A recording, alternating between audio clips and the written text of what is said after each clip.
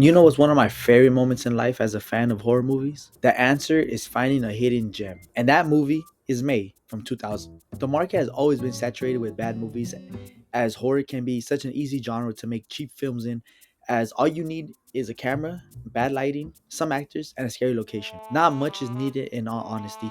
Look at Paranormal Activity, Blair Witch Project, or the latest Skinamarink. In fact, it's always been said that the scariest thing you could put in a movie is the idea of fear and terror, as your mind makes up most of the terror by itself. In fact, it has always been said the scariest thing you can put in a movie is the idea of fear and horror, as your mind makes up most of the terror by itself. So, to my surprise, as I was watching YouTube, this movie popped up in my recommendations, and I saw that Anna Faris was in it, and that's really all I need to know to watch it. It's shocking that this movie is on the Tubi platform, as though the general consensus was that Tubi had only horrible movies, which I'm sure it does, but they do have hidden gems scattered throughout. As we all know, finding Mr. or Mrs. Right is a very difficult thing.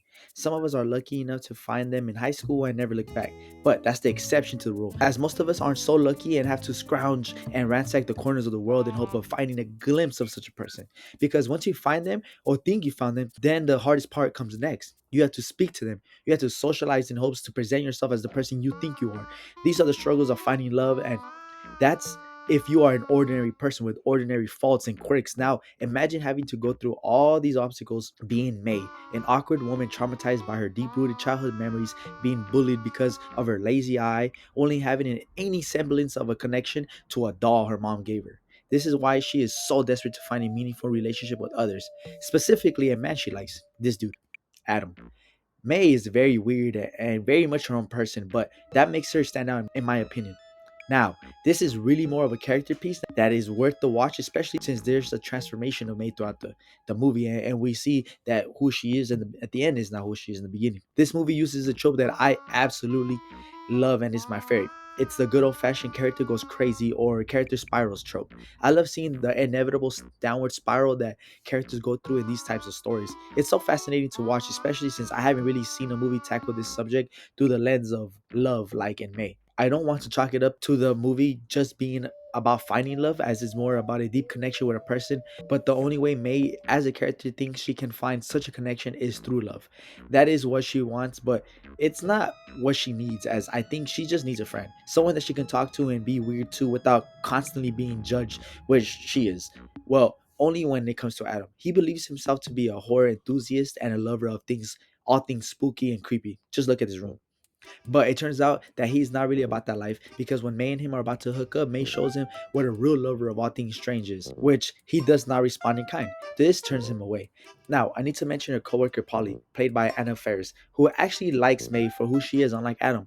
And at this point in the story, Polly has constantly made advancements to May, to which she has not complied with until the fallout with Adam. In her vulnerable state, she hooks up with Polly, and I'm sure you guessed it, things don't go very well, as a really down and out May, just being rejected by Adam, goes to visit Polly, and then she finds out that Polly's with another girl. This is the straw that breaks the camel's back, and it just makes me sad to see her being sad.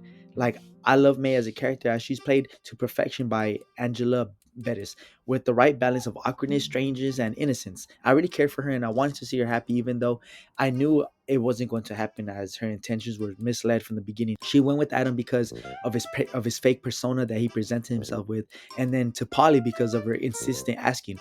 These two opposites tackle both sides of love, but yet neither relationship works out. Her final attempt to get Adam back is depressing, as he insults her while she hears it unbeknownst to him. May goes unhinged, reasonably so. Her cat dies too, and her dog gets destroyed by little kids that she volunteered to help. Then she kills this dude right here. In a great twist of fate, we see that this is the best thing to happen to her, as she finally sees what she needs to do to be happy. And what is that, you might ask? If you can't find the perfect person, then you had to make the perfect person for yourself. And as the goal getter that she is, she does just that by killing everyone from Adam to his girlfriend, Anna Faris, to her girlfriend, and using the parts that she loves about each of them and stitching them together to make a pseudo Frankenstein boyfriend. And that's the end. I do love that this movie does technically have a happy ending, as she gets out of her shell and grows as a person.